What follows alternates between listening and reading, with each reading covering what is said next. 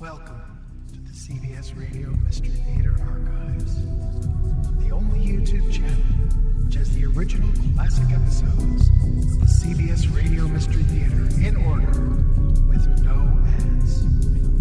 Thank you for listening, and now, enjoy the show.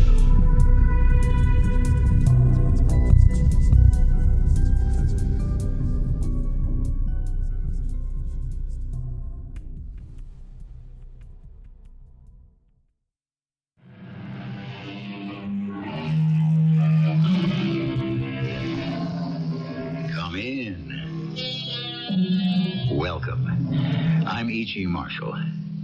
There have been theories advanced as to whether, how, if, and if so, why, Lizzie Borden took that axe and, as the verse goes, gave her mother 40 whacks, and then when she saw what she had done, gave her father 41. Lizzie was acquitted, but the suspicion of her guilt remains. Until today, when we probe that classic mystery and take a second look at the murder of her parents. Abby, I tell you, you have got to stop that running after that Matthew fella.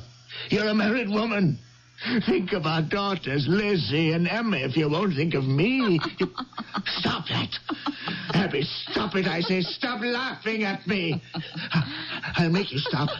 You like it, don't you, me being laughed at? Andrew Borden, his marriage is a joke. He can't keep his wife at home.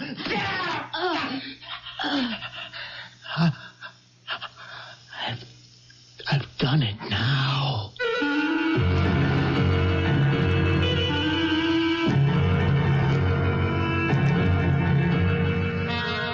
Our mystery drama, Second Look at Murder, was written especially for the Mystery Theater by James Agate Jr. and stars Roberta Maxwell. I shall return shortly with Act One.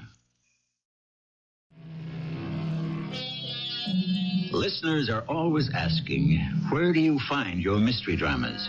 To which we invariably reply, everywhere. From the forgotten past to the distant future. Today's tale, however, comes from a different source. A young reporter from a newspaper we'll call the Boston Courier promised that if we gave him 1 hour on Mystery Theater, he could solve that historical crime enigma, the case of Lizzie Borden. And so we took him up on it. Friends, here is Mr. John Howard. Thank you. I grew up in Fall River, Massachusetts, so the Lizzie Borden murder case was pretty familiar.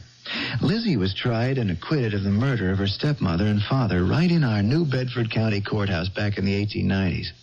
Now, last fall, my girlfriend Louisa and I were hiking up by the Profile Rock in the woods outside of Fall River. Louisa, duck, get down on the ground, flat. John, it's only someone hunting. I don't feel like becoming a target. You don't think we could get shot by some hunter? I sure do. We're neither of us wearing red, so if we move, that jerk with a rifle could mistake us for a deer. Now, we'll crawl back the way we came. On all fours? We're not standing up with that maniac around. Yes, on all fours with our tails between our legs. Louisa, are you hit? No, something very hard and sharp cut through my trouser leg. Look at that mark on my knee. It's going to be some bruise. Louisa, down there by your foot. Do you see what I see? That's what you scraped your knee on, this old hatchet. Wouldn't you know it? Hundreds of square miles of virgin forest, and I have to walk into the one sharp axe. What'd you say? No, I know what you said. You didn't say hatchet. You said axe. Look at that rust. That's been lying there a long time. It's been here a long, long time. Why'd you say axe, honey? Well, probably because Fall River is so close, and Fall River makes me think of Lizzie Borden, who lived there. And Lizzie Borden makes me think of that rhyme. Lizzie Borden took an axe and gave her mother 40 whacks. And then when she saw what she had done, she gave her father 41. 41. Louisa, whoever killed Lizzie's mother and father didn't use an axe. They used a hatchet. They never found the murder weapon back in 1892. This could be it. How can you prove it? Take it to the police here. Fall River has a very good crime lab, and the man in charge is an old friend of mine, Sergeant McCauley.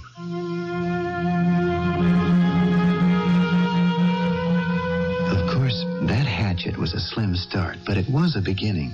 Did I mention that I write feature stories for the Courier and Louisa edits our women's page? That's how we met at work.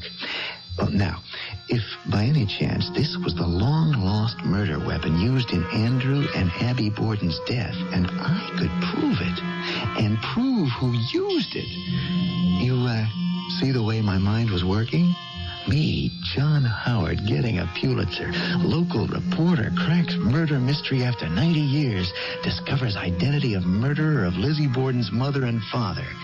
Quote, "What I'm most grateful about," said John Howard today, "is that I have vindicated the reputation of my great-grandfather, Justice Earl Howard, who declared Miss Borden innocent."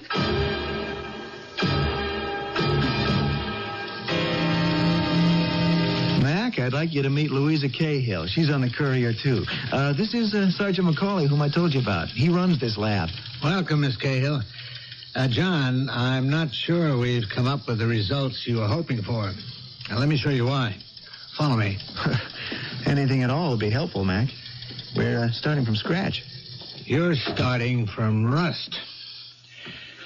Now, over here is where we examined that rusty old hatchet of yours. We put it through this spectrograph, and on the handle we found minute traces of what may be type O human blood and another type not yet identified. Oh, Mac, I'm a fool. Even if you came up with both blood IDs, how could it be matched up with those of the victims? Why not? They're both long dead and buried. Who are they? Lizzie Borden's mother and father.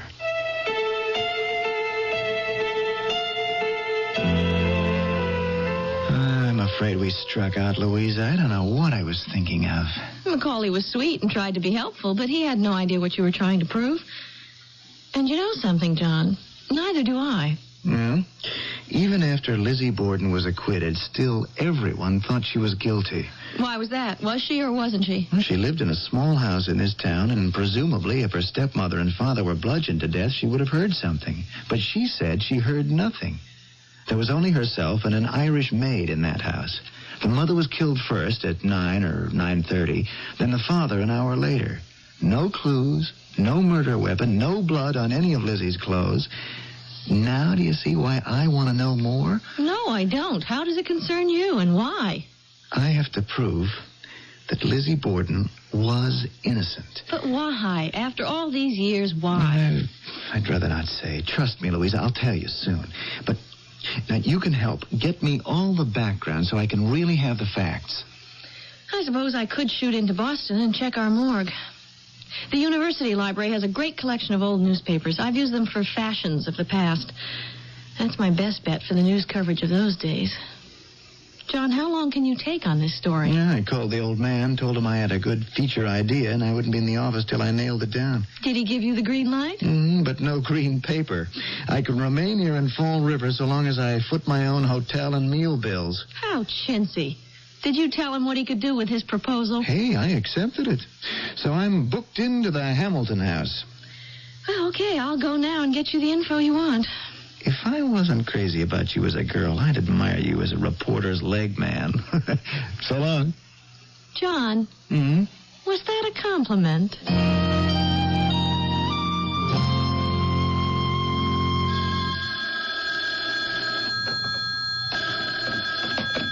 Hello?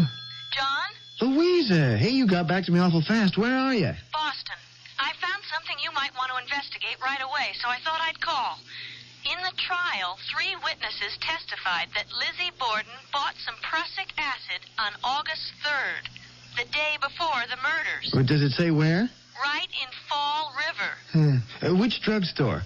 Parsons, corner of Main and Maple. Hey, I know that place. I used to get sodas there when I was a kid.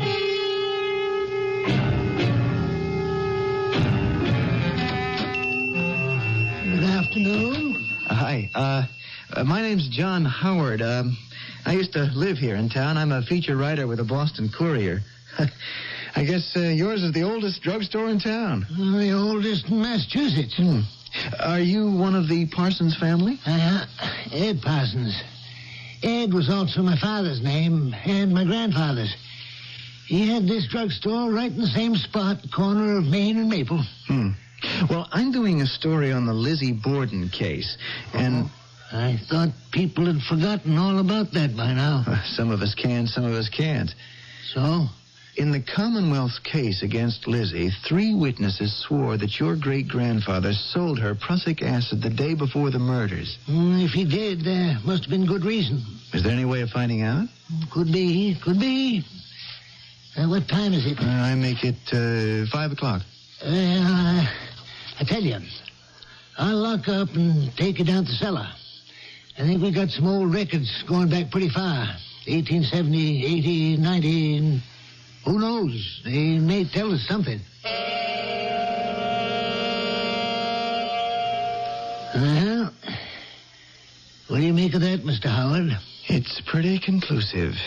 You can't get more conclusive than that, I'd say. I don't think anybody's ever been through these old ledgers. Here it is in black and white, August 3rd, 1892, sold to Miss L. Borden, digitalis. No mention of prussic acid. Not anywhere in this 1892 ledger did your great-grandfather sell anybody prussic acid. He sold her digitalis. Well, of course, that's poison, too. Oh, I thought it was a drug to regulate the heart, and still is. No, I mean, taken in quantity, it could cause death. But as you say, probably it was a prescription from some person in a family who had a heart condition, I would imagine. Ed Parsons, we have hit on something.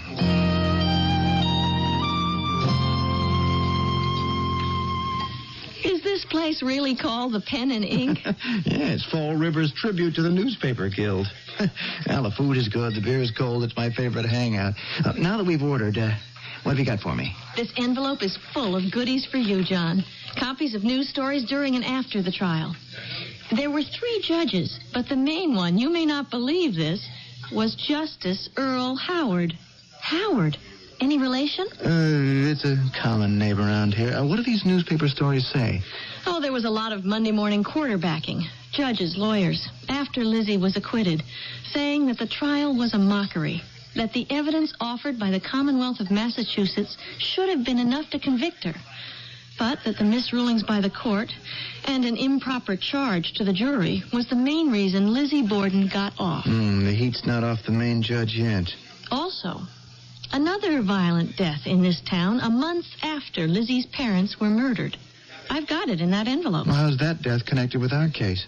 A man called Matthew Turner, an itinerant painter who used to go from house to house doing portraits and miniatures. He was found with his face down in the pond.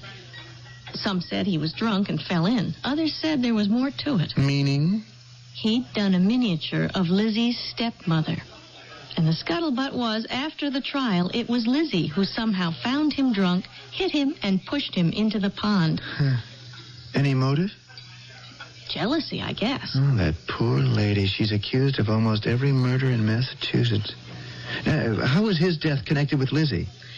He had a woman's handkerchief tied round his neck with the initials A.B.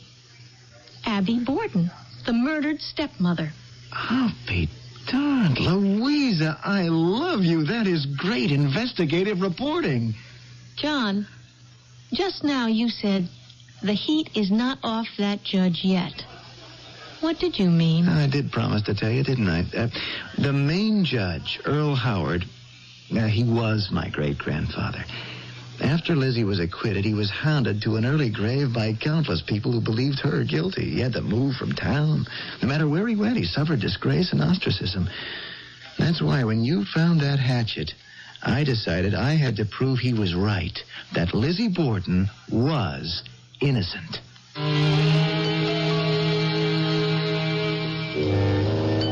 Many knowledgeable, prejudiced, and even impartial souls have argued Lizzie Borden's guilt or innocence. Except for an Irish maid whose complicity was never questioned, Lizzie was alone in the house when the killings took place. Her only defense was denials. Someone else must have entered and murdered.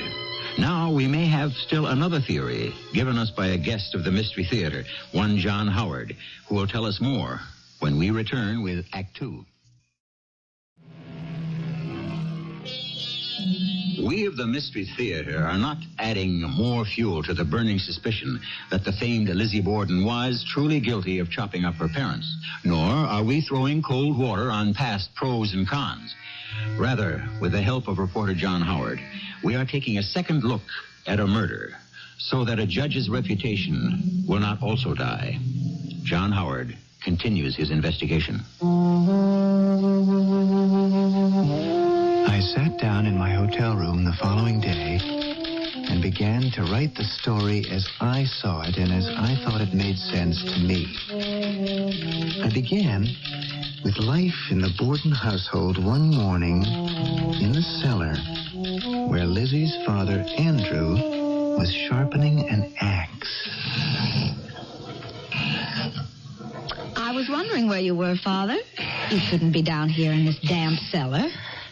Lizzie, I'll quit just as soon as I've got a good edge on this blade. And the hatchet lying over there. Father, will you look at you? You're perspiring all over, and it's cold down here. That's not taking care of yourself, as you promised Dr. Sands. Yeah, that's done.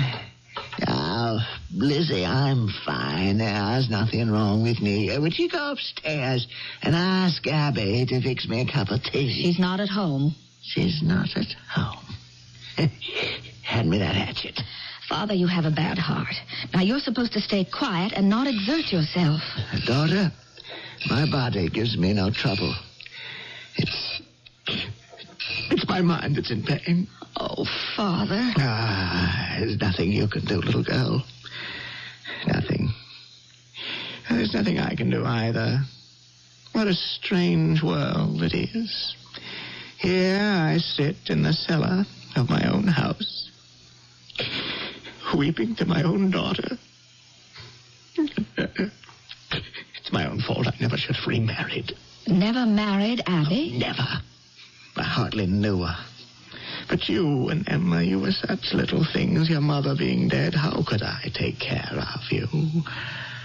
So when I met Abby, I thought, here's a lady who'll be a mother to my two girls. She was never really a mother. I'm not saying it's her fault. No. Motherhood never interested Abby. The things that do interest her, the way Abby carries on with any man who happens to be... I mean that painter who came to do a miniature of her, that Matthew Turner. Well, I don't believe that. Him? Why, he's disgusting. I shouldn't have said anything. I think I'd better get myself upstairs. I'm not feeling too well. I'll bring you your medicine, and you lie down. You're a good girl, Liz. You're going to make some lucky man a happy husband. I'll never marry, Father. I'll take care of you for the rest of my life.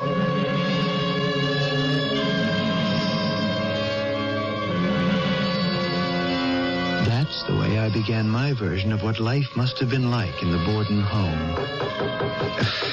Who is it? It's me, Louisa. Well, come in. May I sit? You bet. Sit, stay, help me. Is it moving, the story? Gathering speed with every page. You remember Matthew Turner, the miniaturist? Oh, yeah, I'm just using him as a key to this. I think he was. I've got more on him than his mysterious death. I'll read it to you. The Boston Record, September 10th, 1892. Quote, the deceased called himself Matthew Turner. It was an alias disguising the fact he was related to a prominent Massachusetts family living in Fall River. Is it the fault of parents the children come to no good end? Unquote. That means somebody in this town knew who Turner really was and was kept quiet. Hey, that'll fit into what I'm writing. Darn good stuff, Louisa. Hey, did it ever occur to you to marry a newspaper man? I wouldn't dream of it. It'd be work, work, work all the time.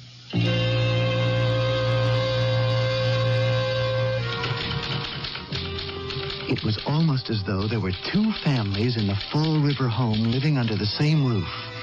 A father and his daughters, and a stepmother, who by today's standards wouldn't have raised an eyebrow. But in 1892... Abby? Abby, it's me, Andrew. She's locked herself in her room, Father. Sometimes I hear her crying. It's been 2 days. She'll get over it. She always does. Then there'll be someone else. All of this isn't doing your heart any good. I worry so about you. Worry does no good. You keep getting Dr. Sand's prescription filled, and I'll keep taking it as he says. Sometimes I wake up in the middle of the night, and I'm all overcome with anger at how you're being treated by her. Ah, now, my little Elizabeth, you just remember what was engraved on the king's ring when he asked the wise men for a message to be looked at in good times and bad. And they came up with one short sentence. What was it? And this, too, shall pass. So, take comfort from that, Liz. Life will be better for us both soon. I'm sure of it.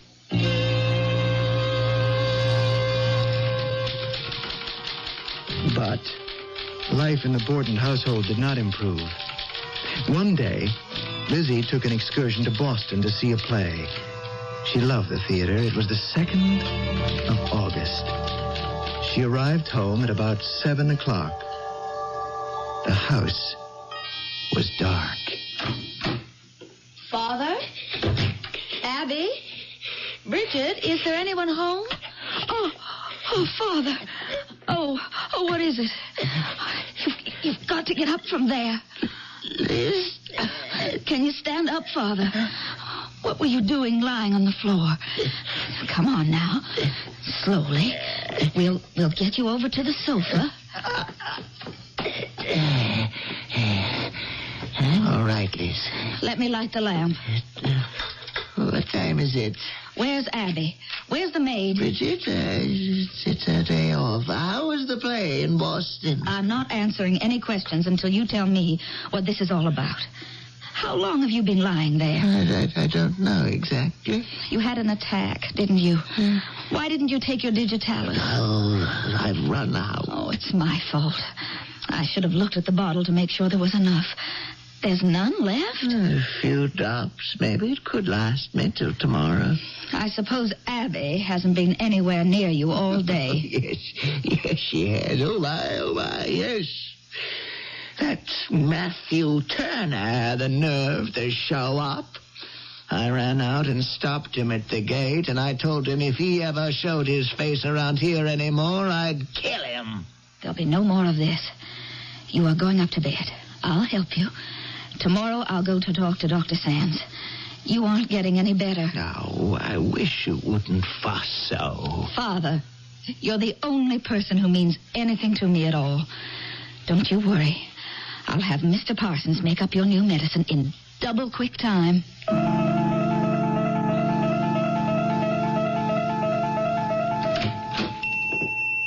Well, good morning, Miss Lisbeth. Mr. Parsons, I always like coming to your store.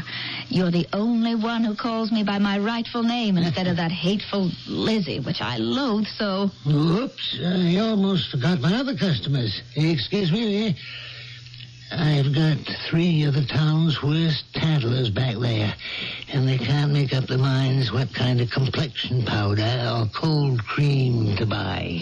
You go right ahead. I have a few minutes. Well, ladies, have you made up your minds? No? Well, look, I have a prescription to make up for Miss Borden, if you don't mind. You just take your time. They're still debating the merits of various creams and powders, so we'll take care of you first. Oh, I see Dr. Sands' familiar, illegible hand. He gave me this prescription because Father seems to be getting more dizzy spells and pains in the chest. I'm sure we can take care of it. May I watch? Oh, of course you can. Come back here with me.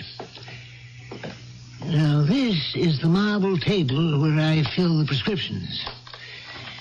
Now, to work. Are those biddies watching us? Yes, they are. I'll give them an earful. I wouldn't. They don't look like they have a sense of humor. Yes, ladies, by all means you may watch. But I advise you to keep your distance. I am about to concoct a virulent poison. and I wouldn't want any of you to become contaminated.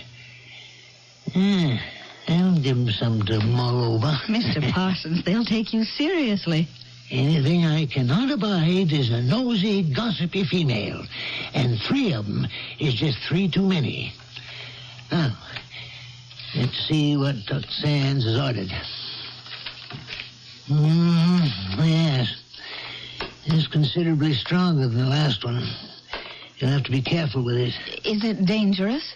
Digitalis can be a poison, yes. Now I place these leaves into the mortar and grind them up. Yes.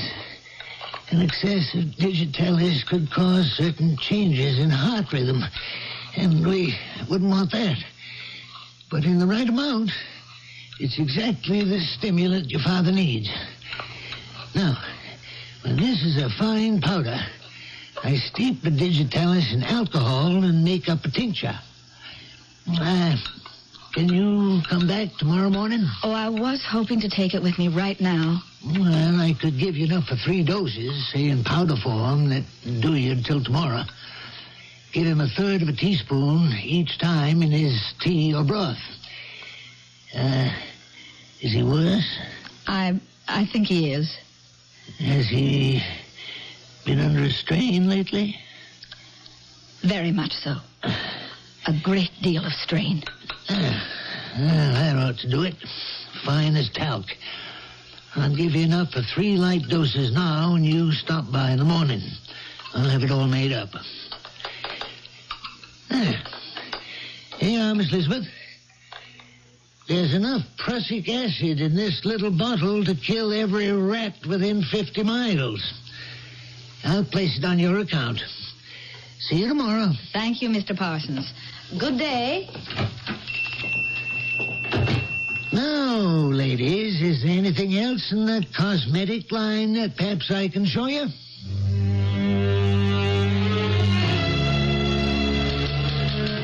I'm not saying that is exactly the way it happened, but it certainly could have been. Those 3 witnesses who swore Lizzie Borden bought prussic acid the day before her father and stepmother were struck down, those 3 could have been victims of a druggist's prank. The following day, there was no more laughter. At 9 o'clock, Lizzie Borden was in her own house when the first of 2 murders was committed.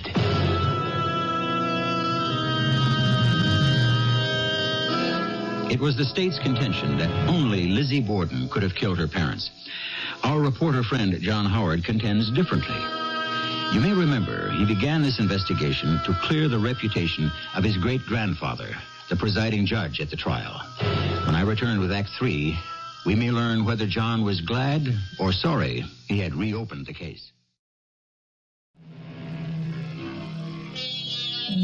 Was the Lizzie Borden murder a classic case of justice or its miscarriage? New evidence intrigues John Howard. A hatchet with the initials A.B. carved into the age-encrusted handle, possibly belonging to Andrew Borden, and possibly the actual murder weapon. A drowned man who traveled New England, and a father with a heart ailment. All of which brings us to the murder morning. August the 4th, 1892. A hot August day that promised to be a scorcher. At about 9 o'clock, Andrew Borden was upstairs with his wife. We don't know to this day how much Lizzie overheard. Abby, I tell you, you've got to stop it. This running after that man, Matthew. Now, you're a married woman. Think of our daughters, Lizzie and Emma, if you won't think of me. Stop that. Stop it, I say. Stop that laughter. I'll make you stop. You'd like me to be laughed at. A public disgrace. Andrew Borden and his marriage is a joke. Can't keep his wife at home. Laugh now, Abby.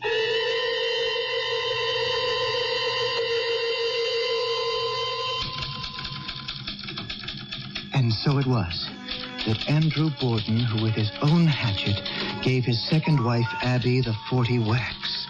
Not his daughter, Lizzie. For her part, downstairs, Lizzie was not certain what she'd heard. And it wasn't until her father, white-faced, gasping for breath, slowly came into the living room that she began to suspect. Father, what is it? Nothing. Nothing. I'm so dizzy. It feels like there's an elephant on my chest. Now, lie down. Let me undo your jacket. No. Don't touch anything. Why are you holding it together like that? Have you got something underneath it? No, it feels better with my arms close like this. Liz, the prescription. We used the last of it last night, but Mr. Parsons said he'd have the rest of it ready today. I'll go over to the drugstore right now. It'll be all ready. He said so. Now, don't move. Please, Father, lie right there on the sofa. I won't be long.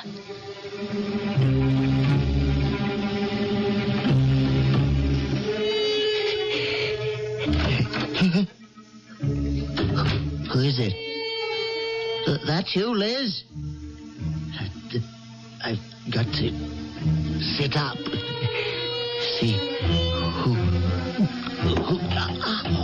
my hatchet fell out of my coat. I've got to hide it. Who is that? Who ran upstairs just now? Liz? Is that you? They've seen Abby. Someone up there. You. What are you looking at me like that for? Say something. It's your fault, too. Give me that hatchet. Give it back to me. No! Don't!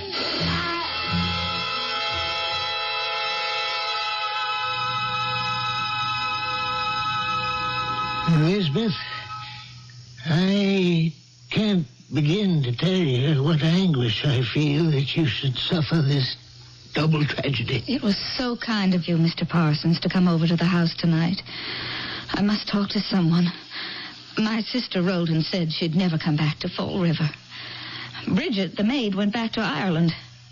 Everyone acts as though I was the one who killed my stepmother and father. I didn't kill him. How could they think of such a thing?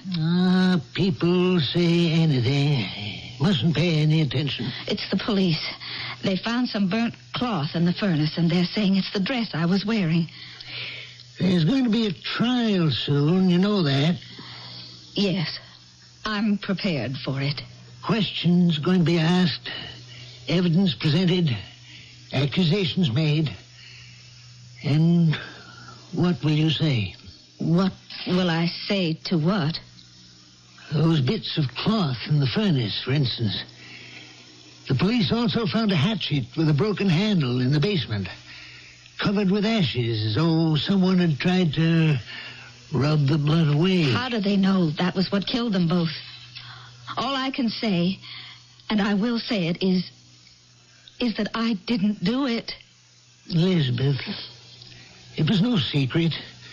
The whole town knows about your stepmother and her carryings on, and that neither you nor Emma liked her very much. I told you, Mr. Parsons, I loathed her, but I didn't kill her. Now, it's also rumored you were afraid you'd be disinherited in favor of your stepmother, and that could be a motive. Oh, if only they knew how pathetically untrue all that is.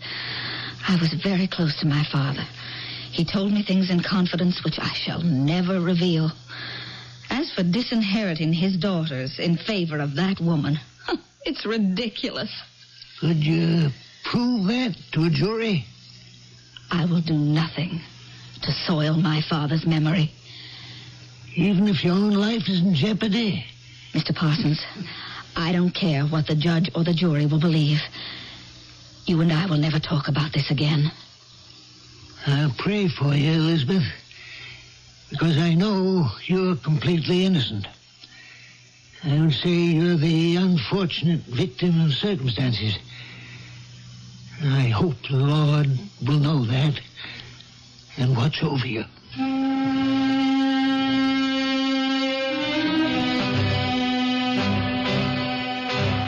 Well, that's my story, Louisa. Now that you've read it, what do you think?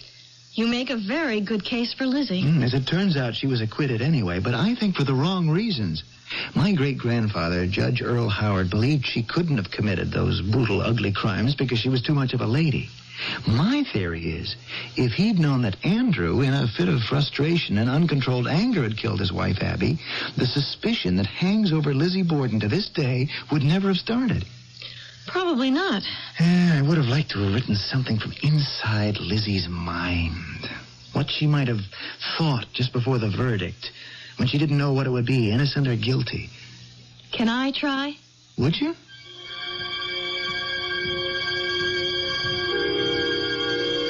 What can I do?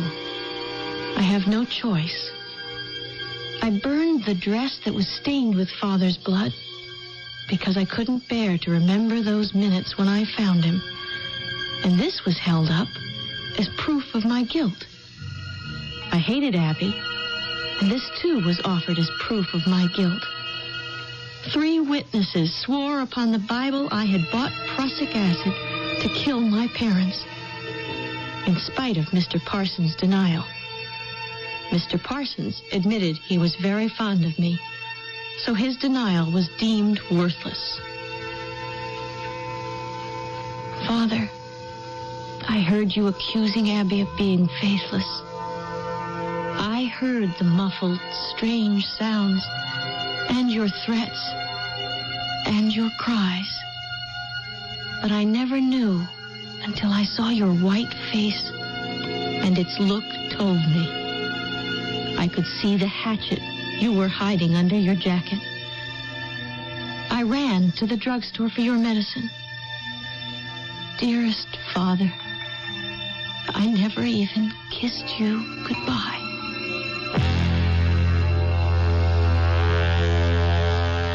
Louisa, I don't know what to say, but I'm going to use it word for word at the end of my story. It's got no ending. That's as far as I go. Maybe one day I'll do a more in-depth story, but complete or incomplete, this is what I'm taking to the Courier. Today? Right now. Hey, why don't you plan to stay here at the Hamilton house over the weekend? I'll be back in the morning, and we can backpack. You know, that hike we started but never finished. That would be great.